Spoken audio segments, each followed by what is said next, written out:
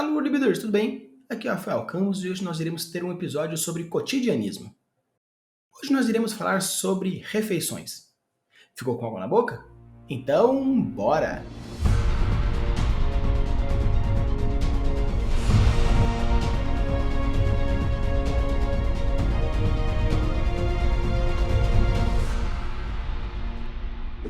Mas antes de falar sobre a comida e como ela pode interferir diretamente na cultura do seu bodybuilding, nós iremos falar sobre as refeições, o modo de comer, o modo de se portar, porque isso está diretamente ligado à cultura e ao formato que você quer trazer para o seu mundo fantástico.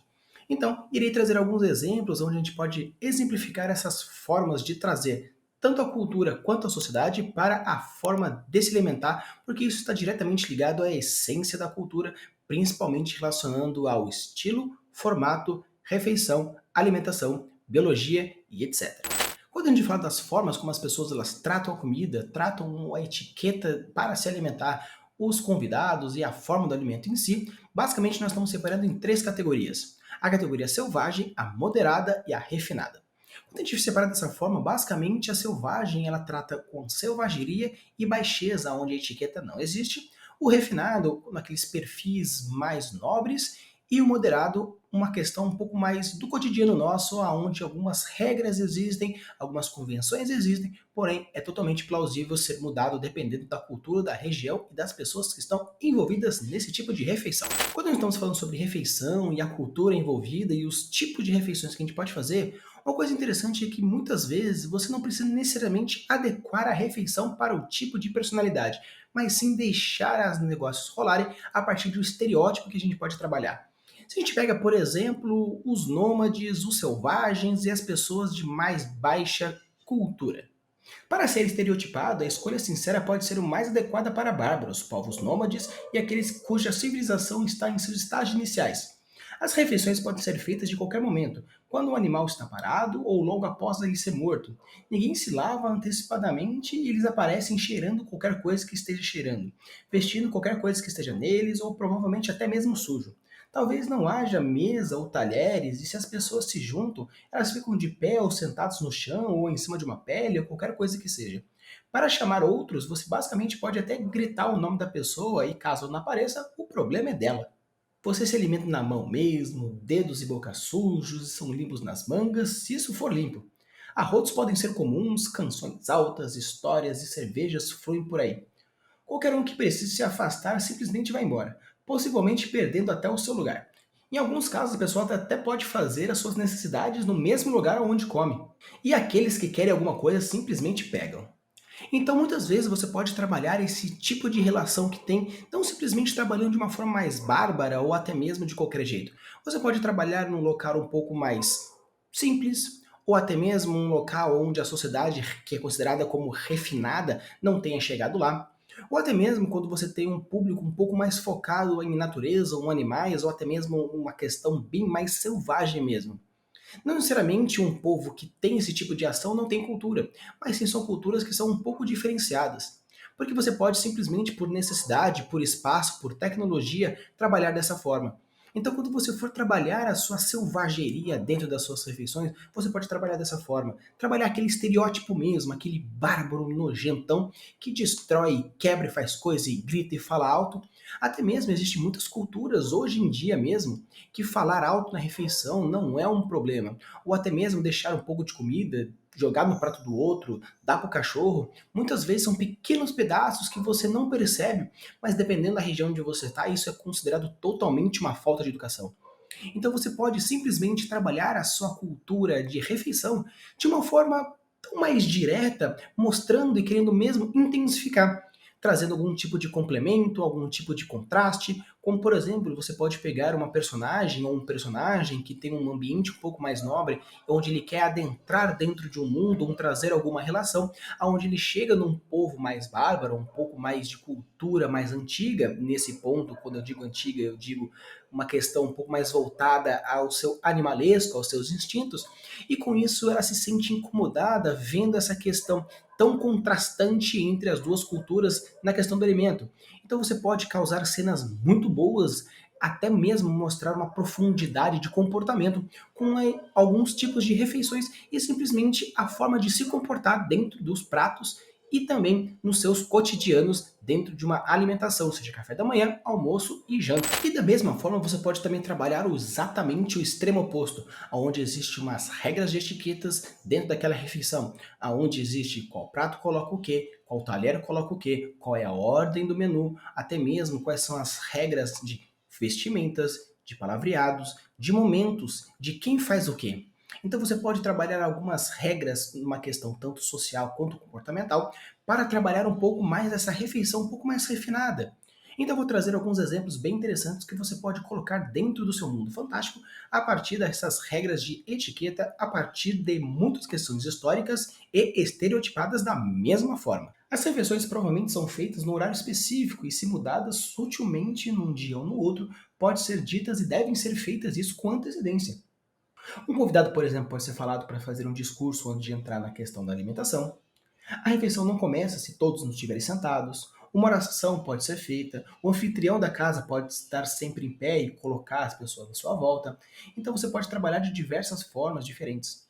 Então você pode colocar diversas regrinhas pontuando quem é o servo, quem é o anfitrião, quem tem que falar o quê, quem come o quê, a ordem da comida. Então você pode trazer diversos pontos pequenininhos que você consegue deixando cada vez mais rígido trabalhar essa questão da alimentação. Você pode trabalhar de uma forma ditatorial, onde existe uma regra estupidamente rígida para cada ponto da refeição, ou você pode deixar de uma forma um pouco mais branda, trabalhando muito mais sobre a questão cultural e étnica, aonde aquelas regras são muito mais importantes, não apenas porque é imposto, mas sim porque é trabalhado de geração em geração, e com isso as pessoas já incorporaram dentro do seu modo de vida. E o terceiro ponto, que é o ponto mais cotidiano, é a parte muito mais fácil e muito mais simples de você trabalhar. Você pode trabalhar, por exemplo, com a questão de pegar um pouco de um e um pouco do outro, aonde você pode trabalhar de uma questão mais simples, aonde as regras não são tão impostas, porém você pode pegar uma regra ou outra para deixar muito mais característico. Como, por exemplo, numa refeição tradicional, onde as pessoas elas simplesmente comem, bebem e estão lá para conversar ou fazer algum tipo de reunião, porém é cultural você sempre pegar a última garfada e jogar para trás. Por quê? Porque isso é referente ao Deus, onde fala assim que sempre atrás de você tem alguém mais fraco e sempre precisando de auxílio, então você joga a última colherada para trás, como se você estivesse referenciando essa questão. Você pode, por exemplo, pegar o osso, jogar para um lado ou jogar para o outro, onde refere-se à direção do Deus referente àquele alimento, ou a uma nobreza, ou a um feriado, como foi falado no episódio anterior. Então você pode trabalhar diversas pequenas regrinhas aonde caracteriza aquela região, caso você não queira desenvolver toda uma etiqueta ou puxar uma etiqueta total para o seu mundo fantástico, colocando aquelas regrinhas minimamente, utilizando até mesmo a forma como trabalha o seu mundo, que é o seu dia a dia.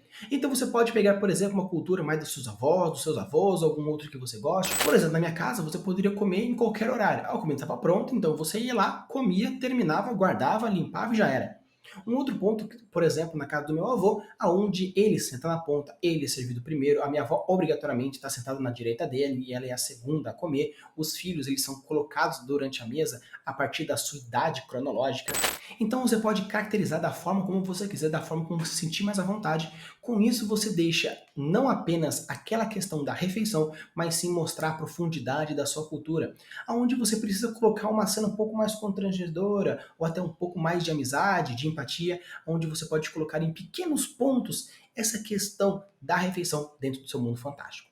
Por isso, eu vou trazer alguns exemplos bem legais que você pode colocar dentro da sua fantasia e assim colocar um passo a passo rapidão que, colocando nesses pontos, você pode deixar um pouco mais complexo e com isso deixar a sua refeição muito mais característica e o seu mundo muito mais completo. Um ponto número um seria, você pode convidar outras pessoas ou se convidar para aquela reunião ou você precisa avisar previamente? Número 2.